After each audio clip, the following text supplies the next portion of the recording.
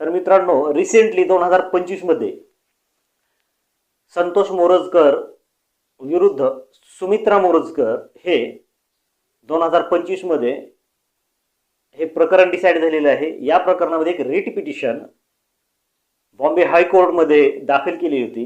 Bombay हायकोर्टचं bench Goa या ठिकाणी दाखल केलेली होती। तिचा रिट पिटिशन नंबर आहे 219/2025। तर मित्रांनो, या रिट पिटिशन मधील पॅरा नंबर 12 ते 16 मध्ये हा इश्यू डिस्कस केलेला आहे की कलम 17 हा अल्ट्रा व्हायरस आहे, अनकॉन्स्टिट्युशनल आहे।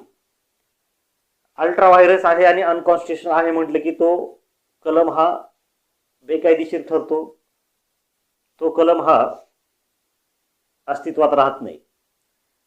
कारण मित्रांनो, एका कायद्यातील तरतुदी विरुद्ध दुसऱ्या कायद्यामध्ये विरोधात तरतूद करता येत नसते आणि अशी काही तरतूद झाली असेल तर ती